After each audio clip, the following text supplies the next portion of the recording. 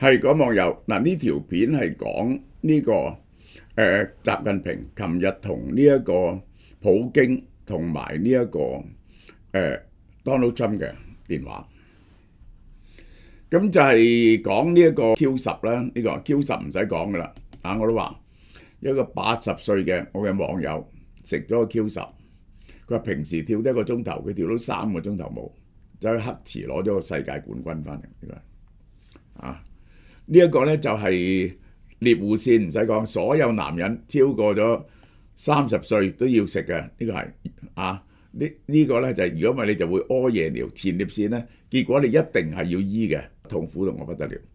呢個維他命素96呢一個就係心血管，呢個係腦燒絡啊，老人痴呆症變咗人類第5號殺手，心血管病唔使講啦，心血管病唔使講。呢個7節全部嘢7節 From Bio， 聽晚就會講白領同軟體工程師係唔係冇得撈嘅問題。我係睇見喺網度見到有個人講係 MIT 嘅教授話，佢嗰啲畢業生都有一半揾唔到嘢做，而家全部唔請初級嘅 software engineer 㗎啦。我話俾你聽，全部係用 AI 寫嘅呢個。好啦，同一日內，中國國家主席習近平同普京視像會議親密啲，然後同 Donald Trump 通電話，三方高層例行外交互動下，呢個就係其實呢兩個電話呢係精心安排，有冇視像呢啲都係全部表示親疏有別。喺北京同華盛頓直接通話之前呢，美國同俄羅斯係有頻密嘅接觸嘅。喺美國斡旋之下，烏克蘭同俄羅斯喺阿布達比舉行為期2日嘅和平談判。美方官員包括特使魏科夫同 Donald Trump 嘅女婿 Kushner 係一路係做中間人主持談判嘅。Donald Trump 之前公開顯示，普京就戰場降溫、停火安排有某種程度嘅溝通同共識。我相信今次傾完係有某類嘅結果嘅。喺呢個背景之下，北京選擇先俄後美嘅通話前序並非偶然。通話順序本身就係一種政治言語。點解呢？你睇下啲細節都係唔同嘅。呢個係對俄羅斯係視訊會議傾長啲，顯示兩條友係老友嘅，不啲不啲。安撫同再保證，呢個係就係雙方都需要保證對方唔會出賣對方，然後咧就普京咧就會去訪華，今年咧係會2次訪華嘅。對美國就係電話啫，功能性交易性。Donald Trump 話氣氛正面，如果先美後俄咧，就覺得咧北京係唔係出賣俄羅斯，先俄嘅安排係俾華盛頓莫斯科定心丸，我係唔會出賣你嘅喺美國嗰度。普京接受訪華邀請，強調俄方繼續支持中方喺核心利益上嘅立場。呢個就係普京最大嘅價值，無條件支持中方喺台灣問題上嘅立場。呢個就係中美元首通話嘅對比。其後舉行嘅中美元首通話短啲，雙方嘅釋放嘅信息係唔同嘅，各有各講嘅。其實係首先美俄之間出現高層溝通呢，就由 Donald Trump 主導塑造佢可以同普京交易。呢一個呢，我首先解釋呢個 assurance 呢，中國一路要俾 assurance 普京。我唔會同美國合作出賣你，我會繼續支持嗰場戰爭。但係中國同樣驚普京出賣佢，所以咧要通呢個電話。因為如果俄烏戰爭停咗火咧，普京咧好可能為咗爭取制裁咧，就係拋棄中國。因為咧佢嘅經濟始終係同歐洲嘅關係咧係密切啲嘅。如果呢個俄羅斯唔再係中國嘅緊密伴侶，採取一個中立啲嘅態度，對中國嚟講係非常大鑊嘅。冇咗俄羅斯喺後邊，中國差唔多係完全俾人哋孤立同埋包圍嘅。呢個其實係好啦。點解俄羅斯急需安慰呢？當印度唔再買石油嘅時候，俄羅斯石油剛啱呢個印度同美國達成嘅貿易協議。印度係俄油關鍵生命線，有15% 油去印度嘅，有1800萬桶，180萬桶一日。印度對俄羅斯連續2個月下滑，而且係會終止嘅，嚟到換取美國減關稅。Donald Trump 宣稱印度會停止買俄油，即使冇正式禁令，市場信心已經受挫。俄羅斯冇咗印度市場，又要更加依賴中國，而且佢更加唔夠錢去支付嘅嗰個戰爭，一定要拉住中國。如果中國又唔買油呢，俄羅斯即刻要跪咗喺度。印度雖然仲未全面停購，因為仲有啲合約要處理埋，嗰啲工廠要轉型。Donald Trump 話印度將會停止買俄油，已經打擊俄羅斯經濟信心。俄羅斯最擔心嘅唔係短期嘅收入波動，係戰略孤立風險上升。北京嘅算盤呢，就係俄羅斯係佢嘅戰略資產嚟嘅。即係咧，佢係要夾住俄羅斯以自重嘅，呢個就係但係咧佢又要避免唔好受西方2級制裁。宏觀敘事，強調關係穩定、深化合作、攬實呢個俄羅斯，但係又唔可以因為支持烏克蘭而係令支持俄羅斯打烏克蘭而去受到美國嘅2級制裁。又要確保俄羅斯唔好崩潰，俄羅斯崩潰整咗個親西方嘅政權出嚟就大鑊，中國係徹底俾人哋包圍。俄羅斯唔可以崩潰，佢一定要有呢個保證，呢個係佢嘅戰略資產，一定要俄羅斯靠中國。但係俄羅斯咧就唔想成為中國嘅傀儡。對北京嚟講，俄羅斯唔係單純嘅外交夥伴，係同美國進行長期戰略博弈入邊嘅一張棋嚟嘅。今次俄烏戰爭令歐洲安全資源長期被牽制喺歐陸，就有助分散咗美國及其盟友對亞太地區嘅集中。呢個點解 Donald Trump 要喺歐洲？我都話 Donald Trump 眼中只係得2笪地方，一個係整個美洲，一個就西太平洋。佢唔能夠放棄嘅就西太平洋。呢一條防線，日本、韓國、台灣、菲律賓，呢一個係美國嘅關鍵利益，因為日、台、韓、美夾埋就係呢個半導體嘅供應鏈。但係北京同樣清楚對俄羅斯支持過於具體或者高調呢，就會引起西方2級制裁、科技封鎖、投資環境惡化嘅。好啦，中美通話對中國嚟講最重要嘅唔係改善中美關係，係防止衝突升級。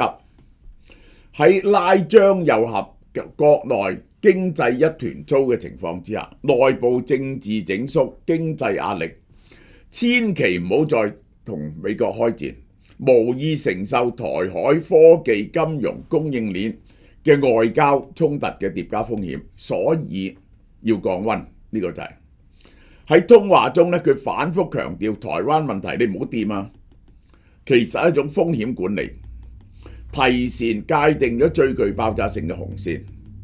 如果美國觸犯呢條線，佢就話責任咧喺你度，我就會反制，雙方咧所有關係都冇晒。對 Donald Trump 嚟講，要有一段中美關係降溫，佢又係有問題。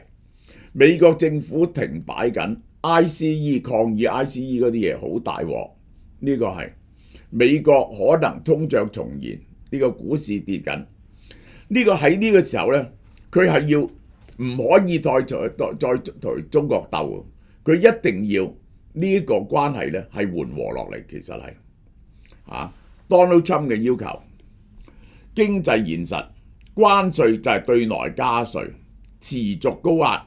佢係最近嗰個 PPI 係上升，早2日嗰個非農就業係增加咗，只係增加咗2萬幾人。佢要冷卻同中國嘅關係，因為中國係美國嘅第一大貿易伴侶，即係要降溫。自從稀土俾習近平一巴刮翻過嚟之後呢，佢暫時唔可以惹中國。大豆特別強調大豆啊，佢自從雙方達到 agreement 之後呢，由舊年11月、12月、1月到而家買咗1200萬噸大豆，今年會買2500萬噸大豆啊。仲有係達到一樣嘢，就係中方應承同美國買石油，呢個就係Donald Trump 已經係好多個陣線作戰，佢主要嘅作戰呢，就喺國內嘅呢個 ICE 呢個中期選舉啲咁嘢。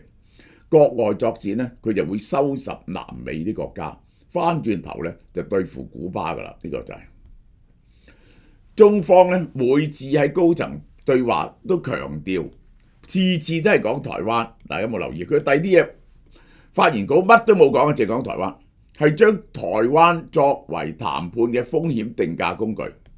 呢個一掂呢樣嘢，所有談判都無效。一旦台海局勢被推向高烈度咧，中美之間所有嘅交易議題失效，而且可能引發區域軍事嘅戰爭。呢個就係台灣係風險定價。如果個衝突一升過呢條線，台灣紅線，所有嘅交易作廢。防止跳級升溫。即係再驚，一路係不停，每次見面都講呢樣嘢，防止呢一個美國喺外交上承認中國再行多一步，防止美國再 commit 多啲落去防衛台灣，防止美國賣多啲更加厲害嘅武器俾台灣，你千祈唔好碰呢個係。好啦，然後就講訪華傳聞啦。Donald Trump 嘅動作單方面釋放4月訪華，中方冇答到啊！呢個係沉默，就即係傾緊。北京唔願意僅為俾 Donald Trump 呢個畫面。Donald Trump 係用呢個 social media 自覺嘅，佢需要嘅就係喺 Truth Social 度講嘢，同埋咧引到呢個注意力 MAGA 派嘅支持嘅啫。交易條件仲係討價還價之中。Donald Trump 拋出4月訪華係試水溫，中方未承認，呢個就係北方保留最終宣佈權，呢個就係而家呢個交談咧，只係止血，唔係轉向。通話冇改變國際格局嘅結構性矛盾，普京避免孤立，呢個就係習近平亦都要避免普京向西方投降。習近平穩住普京側翼，然後降溫中美衝突，佢一定要應付國內嘅政局，自從拉咗張又俠，同埋個經濟走下坡。Donald Trump 用交易敘事話贏咗啦，嚟到等內部經濟穩定，科技圍堵、供應鏈脫鈎、金融武器化、台灣軍事對峙，呢啲完全係冇解答嘅。真正嘅分水嶺唔係通話本身，以後係咪會出現啲可以驗證嘅行動？譬如有咩事夠再發生呢？印度係唔係停止賣油？美國會唔會喺對台軍售或者軍事互動上跳級？我覺得咧最好咧就係國民黨同埋呢一個民眾黨就係否決咗呢一個個預算案，等台灣咧買唔到啲軍備，然後 Donald Trump 咧就宣布就制裁呢個國民黨同民進黨嗰啲領導人，就係咧佢哋唔可以同美國交易，一制裁咧就銀行戶口都開唔到。制裁咗幾個咧，國民黨同民進黨立即變咗死狗咁樣，以及中美高層互動，我呢個建議係最有效嘅。呢個國民黨嗰班友啊，冇得去美國啊，冇得同美國做生意，開唔到銀行戶口，用唔到 credit card，要用現金交易呢，就知道厲害。中美高層活動係咪由放風轉為制度性嘅安排？在此之前呢一日嘅2通電話係一個高度計算過嘅風險管理，而唔係戰略格局嘅重寫嚇。嗱，下文值就呢隻 MNN 嘅全世界啊，全世界有啲誇張，因為我唔知道全世界，但呢個絕對係香港沒有之一嘅最好、最豪華嘅 NMN。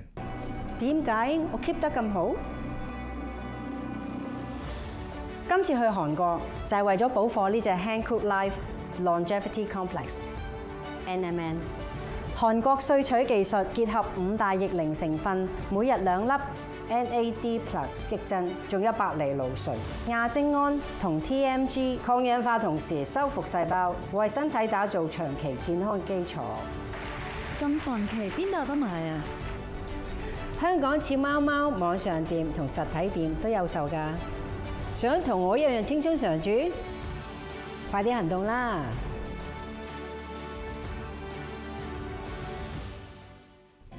嗱，呢個係最豪華嘅配方嚇，每日食450 mg 嘅 NMN， 有 TMG 白藜蘆醇，最緊要仲有亞精胺添，係4種防衰老嘅元素都喺晒度，係幫助你嘅端粒體、粒線體、細胞自噬同埋抗氧化，係4大元素嘅啫。抗衰老嘅科學研究。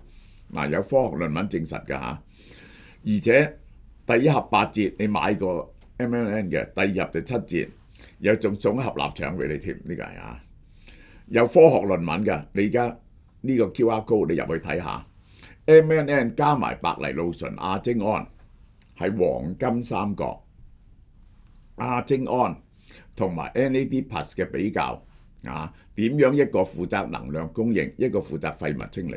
又係有科學論文，大家去睇睇。好啦，嗱，江美儀嚇慶祝佢成為代言人1週年，多謝大家嘅支持，驚天動地嘅嘢。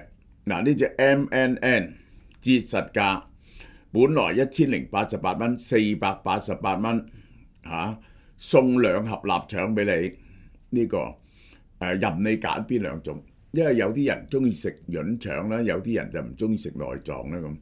如果你揀最名貴嘅呢一個鵝潤腸嚟講咧，即係個 MNN 唔使錢喎。呢個咧就只係買，而家佢淨係拎咗400盒臘腸出嚟啫。你聽日嚟買